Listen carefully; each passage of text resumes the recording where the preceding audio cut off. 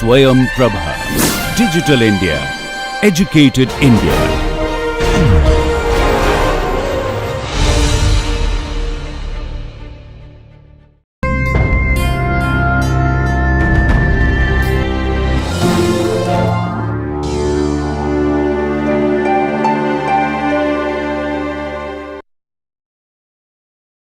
So welcome back. Let's look at the most important aspect of FBA, or what's potentially the most debated aspect of flux balance analysis. How do you pick this objective function? In your school problem of chairs and tables, the objective function is very clear. You wanted to maximize the profit of the industry or factory or whatever, right? In this case, what is the objective function that you pick? And this is where I want you to have a more fundamental understanding of FBA, and let's see what that is. One obvious way to pick the objective function is based on the desired goal of the simulation, maybe for basic exploration and probing of the solution space, or to represent likely physiological objectives, or to represent bioengineering design objectives. Let us just look at the last two. You can imagine what exploring the solution space is, right? You just try different objective functions to see what kind of configurations are admissible in the cell. But let us remind ourselves what we have been doing.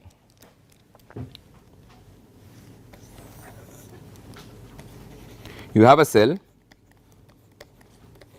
which takes in several metabolites, gives out some metabolites, and there is a complex metabolic network inside of it. This is the metabolic network we essentially represent as S, your stoichiometric matrix. And what you do is SV equal to 0.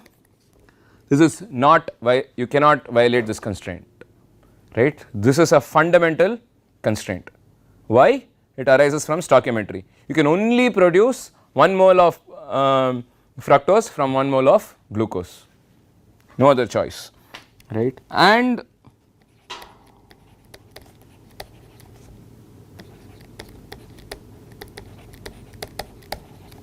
this is thermodynamics.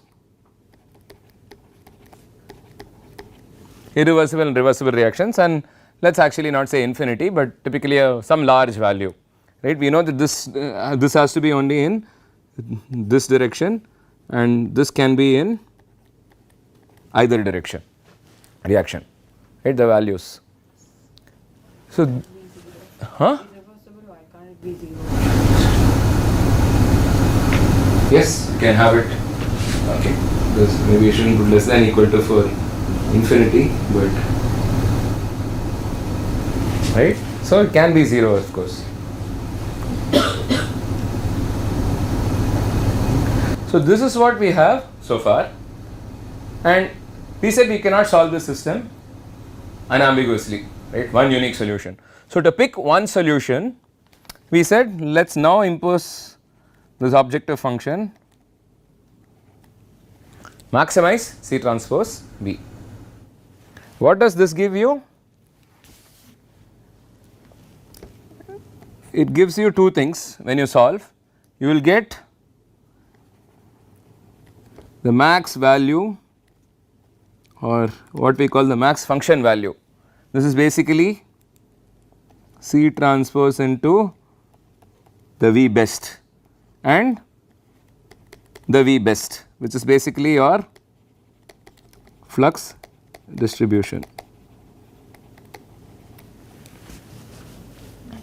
What can you now tell me about the uniqueness of V star and C transpose V star?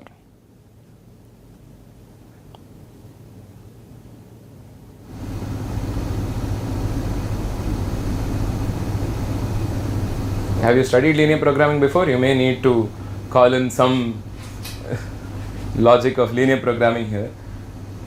It is interesting to note that this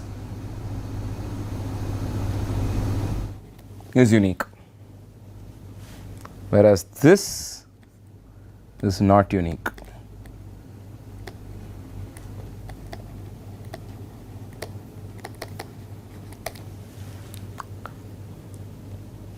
This has major implications for everything we do with FBA, and I think it's easy to understand the math of FBA, but as always in this course what we want to understand is, you know, the ramifications that any mathematical technique that we have has for modeling any given system.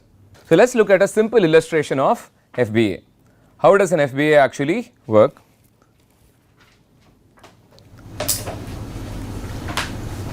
So, you start with a system. So, you reconstruct a system. How do you reconstruct a system?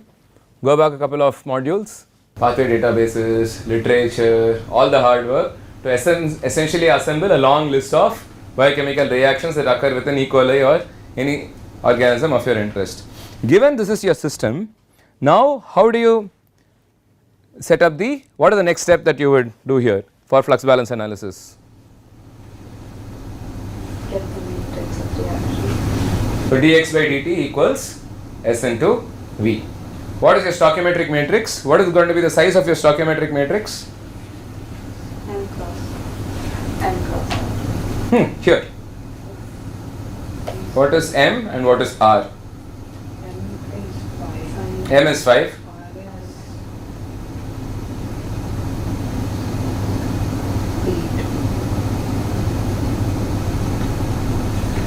This is one reaction, right? It's basically A plus D giving E plus B. This is how you normally write in biochemistry, right? ATP becoming ADP or something like that. So that makes it 7, right? So you have two internal reactions, V1 and V2, and you have a bunch of exchange reactions, B2 to B5. Fair enough?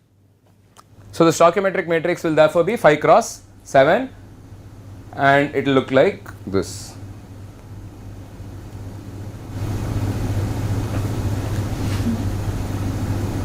Fair enough?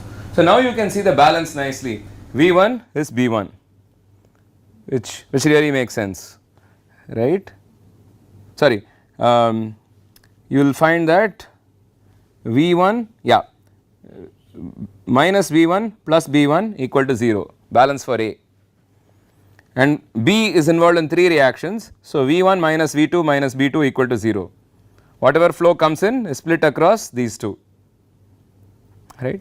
This V2 is in turn dependent on B3, this V1 is in turn dependent on something else and so on. You will find all of this, right, but overall because V1 also is linked to B4, V1 is also linked to B5 and things like that. So one thing here is it's a little, there is a bit of a catch here.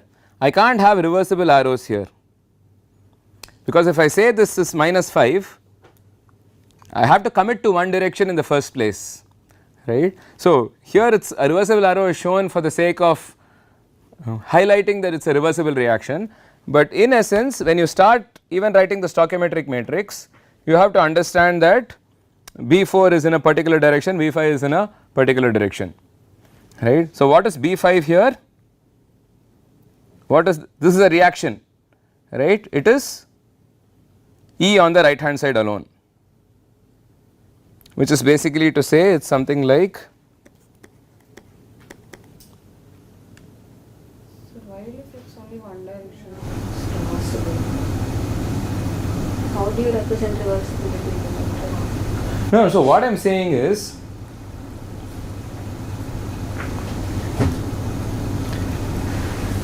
what was the reaction? Let us take the same reaction. I have a reaction like this. If I say V1, what is it? Is it the flux for the forward reaction or the backward reaction? So it makes sense if I say that this is a reversible reaction with V1 as the flux, right. So now if V1 is 5, it means B is going to C. If V1 is minus 5, it means C is going to B. So this only tells you which side is dominant. It doesn't tell you if a reaction is reversible or not.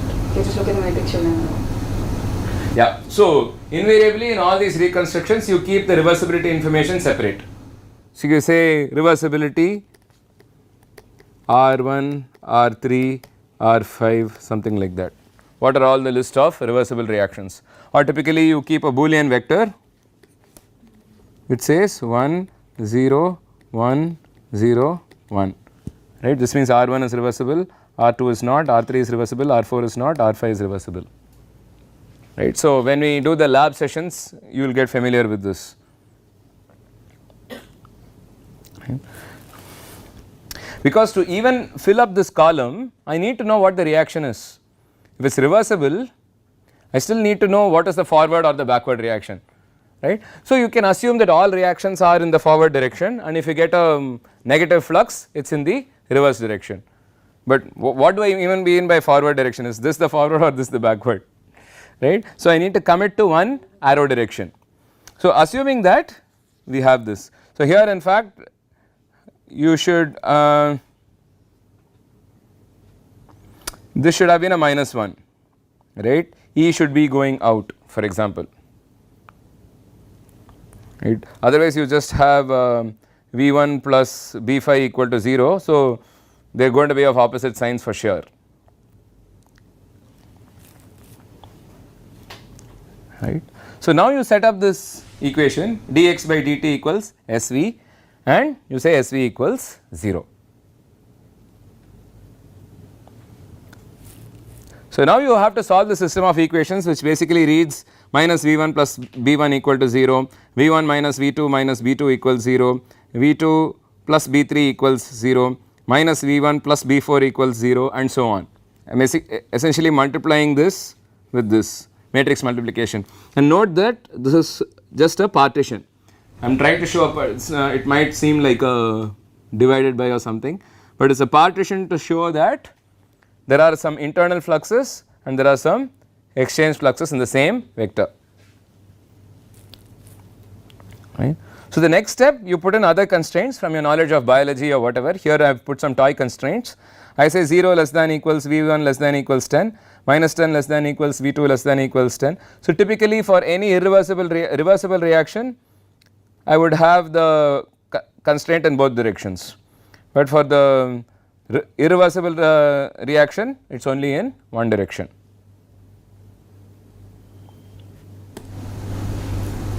What is the next step? I have assembled the constraints, yes, I have to do the optimization.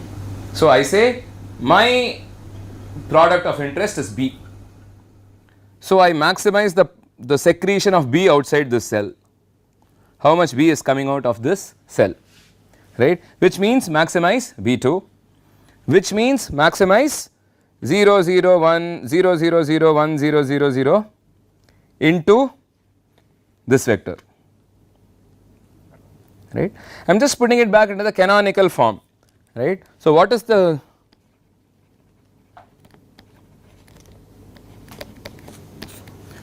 canonical LP? You know, a canonical quadratic equation is ax square plus bx plus c equals 0, right. So, the canonical LP is minimize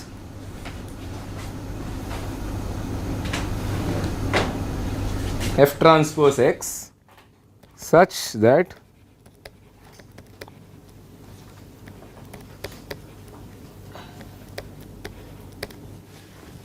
you can even have inequalities, right. This is an equality constraint. You can have inequality constraints as well, right. This will be a proper linear program.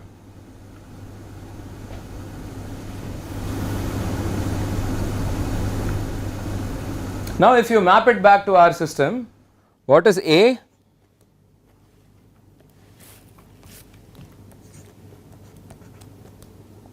What is B? What is X? What is F?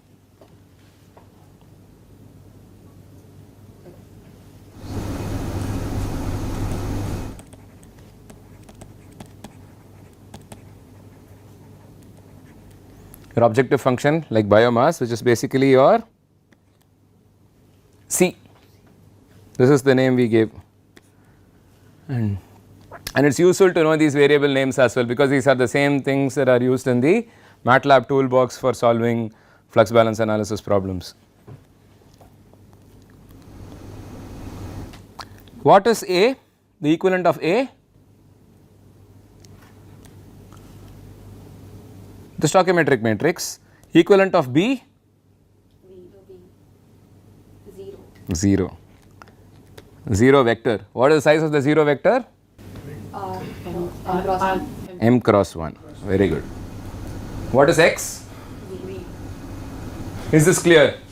You want me to repeat it? I will repeat it because this can be a little confusing and it is important to fixate these ideas before we go any further, which is why I dropped the discussion on objective functions and jumped back to an example trivial toy FBA problem. So we basically start with a system, we extract the stoichiometric matrix out, then we write this mass balance equation dx by dt equals SV. This is the mass balance equation. At steady state this becomes 0, right? And then we add other constraints based on our knowledge of biology, capacity, whatever, and then set up the optimization problem because this is going to give us infinitely many solutions still, right. So then we set up this optimization problem and we compute the best V, like which will give you the max C transpose V, this is C dot V, right, that is the same as just a dot product between these two vectors such that SV equals 0. And you see that my 0 is also bold, meaning that is also a vector, right. This should give you a solution. So one possible solution set is this. So you have 4.857 of A coming in, 4.8 of A coming in, 5.143 of B coming in, giving 10.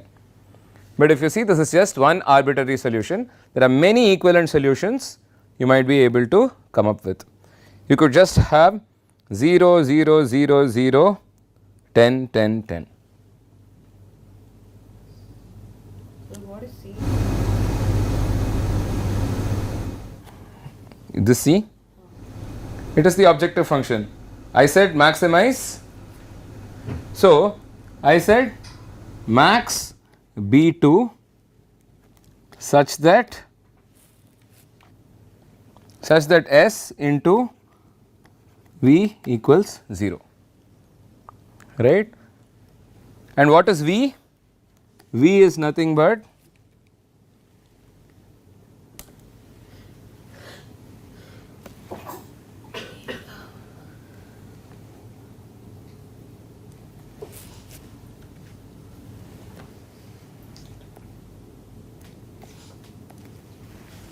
this. So now this is your LP problem, right, this is your LP objective function. So this has to be written as some C dot V. So what is the C vector that will multiply this to give you B2? It will be 0, 0, 0, 1, 0, 0, 0.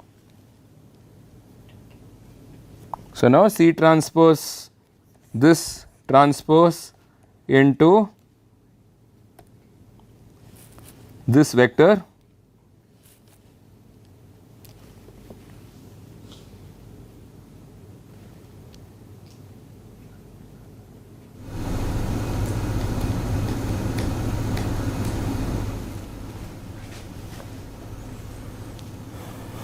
good. It just seems like a little contrived if you are not familiar with linear programming and linear algebra, but essentially this is what it is, right. I set this up as my objective function of choice and I have to give my objective function as some linear combination of all these variables, and that linear combination is 0 of all variables except B2. You always have to represent your objective function like that as some matrix into V. As some linear combination of V, which is when it will remain linear programming. I can come up, you can say you are very well within your rights to say maximize B1 V1 plus B2 V2. This is quadratic plus B1 cube, non-linear, right. You can go in for any objective function, right. Your constraints are still the same old SV equal to 0 linear constraints. Of course this is therefore no longer linear programming. We will see examples of these. There are very interesting formulations that are non-linear programming based, that are non-linear optimization based, which will give you interesting results. So let us get back here. We see that they are all, there are different possible solutions that you can have, right. So, clearly 0 0 0 0 10 10 10 is one solution, or simply 5 5 5 5 5 5 is another solution, right. Of course, this will be 10 and this will max out at 10 because that is a constraint that you have yourself imposed here. You said 0 less than equals B1 B2 less than equals 10. So, now I want to draw your attention back to the fact that the solution is unique, or the objective function value is unique, whereas the possible flux distributions are many.